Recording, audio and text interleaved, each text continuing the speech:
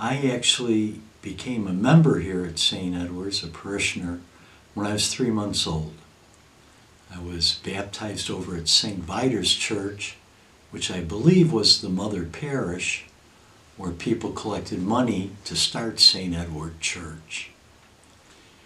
When I was a little boy, I went to Palmer School, but then I would come over here on Wednesday afternoons for catechism. When I was young, most of the time I came to church with my grandmother.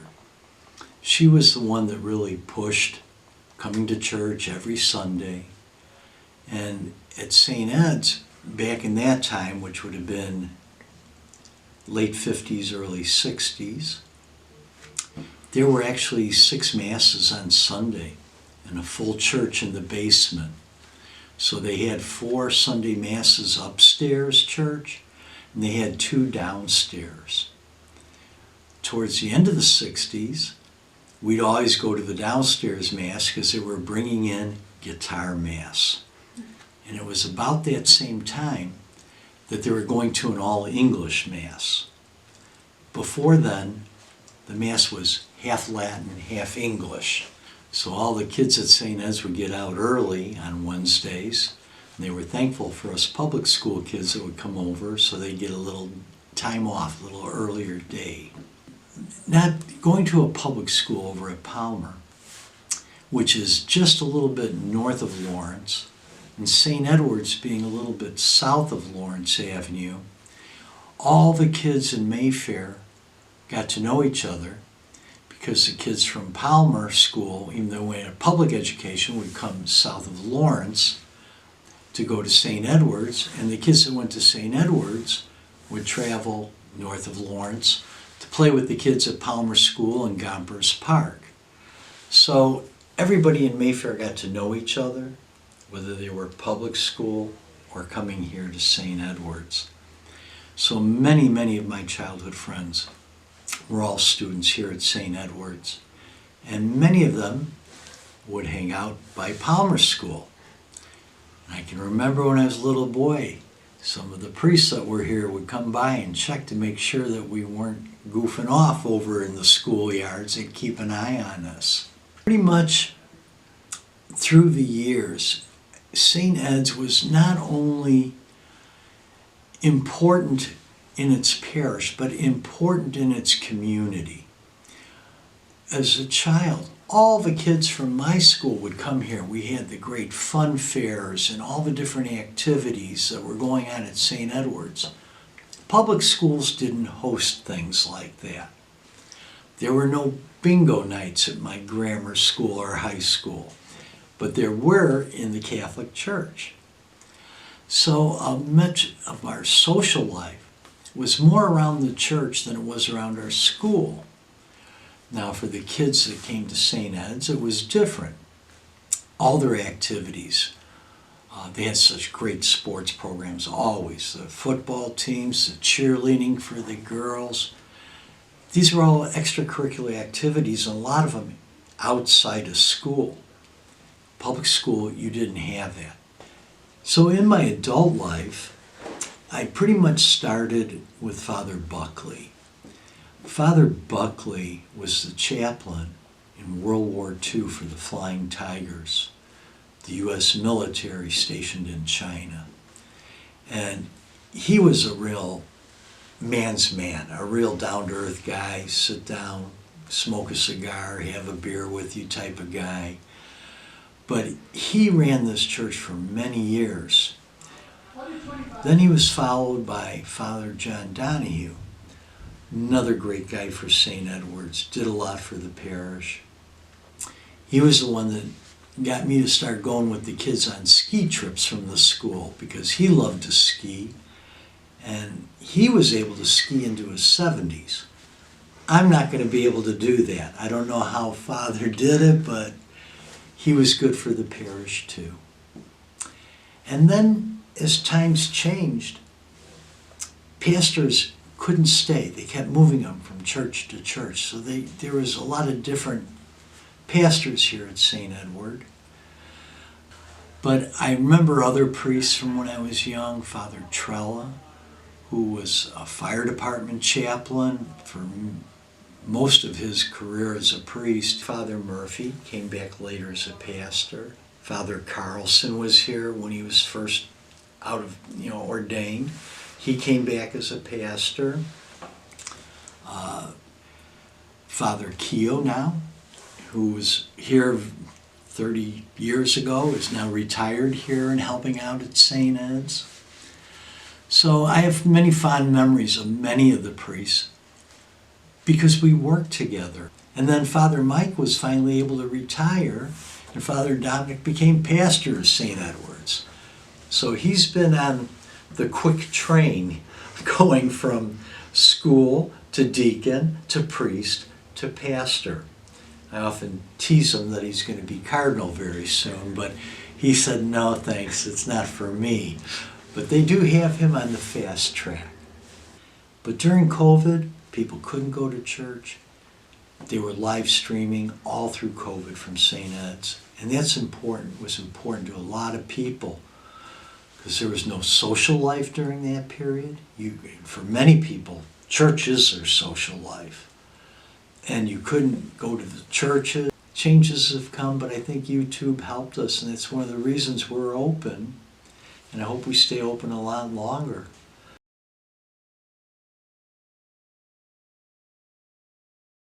One of the close ties in the parish and the involvement, eventually for me being at Tohle Funeral Home, was when I was just a baby.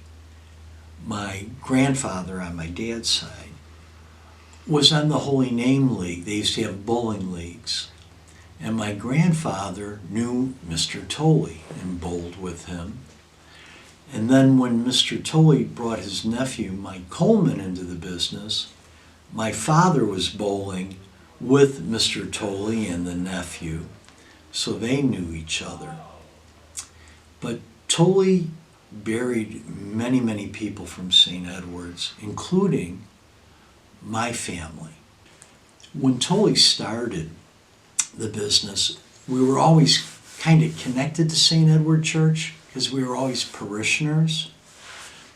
But back in 1940, he was the only Catholic funeral director on the northwest side around here.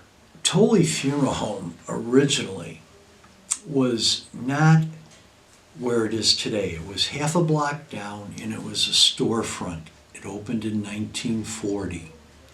And back then, the people would come in to meet with Mr. Tohle, make arrangements, and most of the wakes were still in the house. People were laid out at home.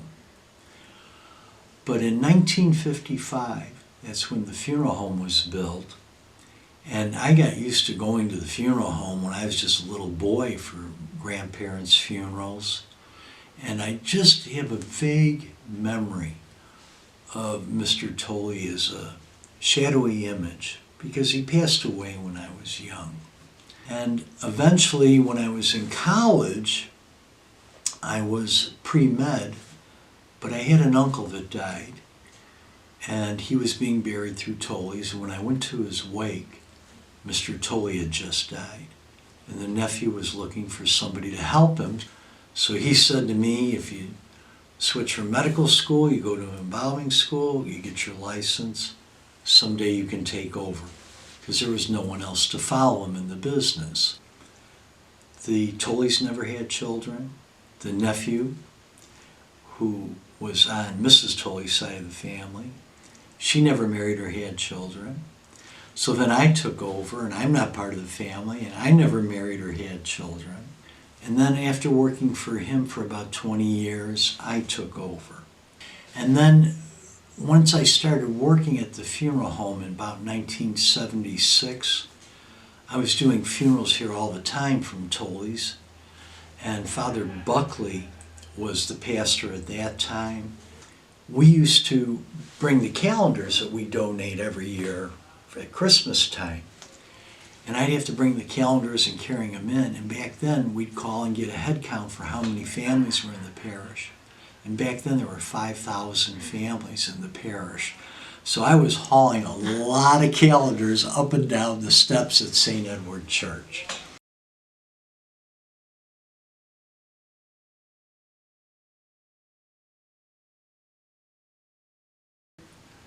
through the years, St. Ed's was not only important in its parish, but important in its community. One of the things about the Mayfair community, it's a very unique, small town in Chicago. It's only 1 square mile from Montrose to Foster, from Pulaski to Cicero. And being a very small community, and pretty much all of St. Edward's Parish, that whole area was built before 1929. And all the houses, 2 flats, 4 flats around Mayfair were all brick. And the brick construction was favored over frame buildings. Just south of us, Old Irving Park, or west of us, Jefferson Park, or east of us, Albany Park, was primarily frame construction buildings.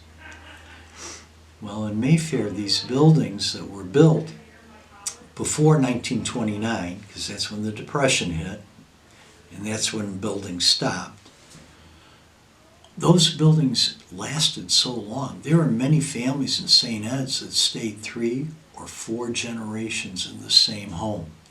There are still some families from St. Ed's Parish that are in their same home that was built in 1917. But I do remember some of the kids I grew up with. I remember their grandparents. And now some of their grandchildren celebrated, one family from the parish celebrated over 100 years Thanksgiving in the same house. It's amazing.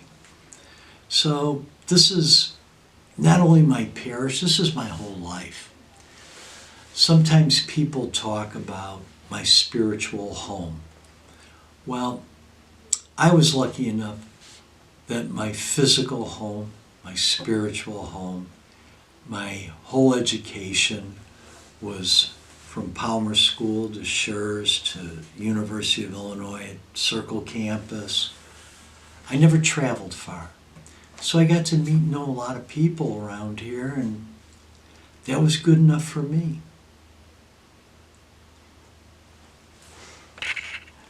Something I don't remember, but I know in St. Edward's history, they started building the church, but when the Depression hit, they couldn't finish it.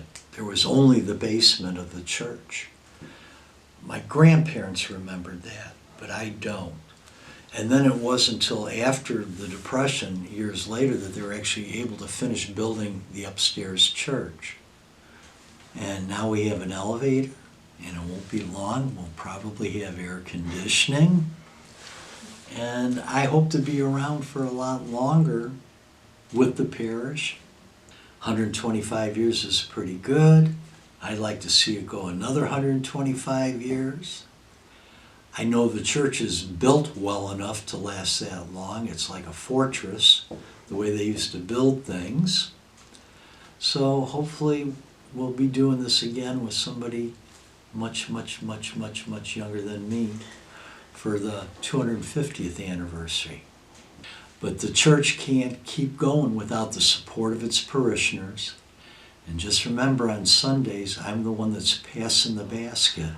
So I can see who's putting in and who isn't. So help your church so we can keep on going for generations to come. Thank you.